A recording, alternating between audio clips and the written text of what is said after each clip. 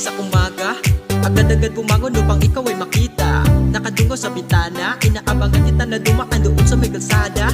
Wala pa akong hilamos, pakinyo wala akong pake, magmumukha man akong musmus. Ang importante lang naman sa akin, siya ay makikita. Siya ang nagpapa-good vibes ng araw ko.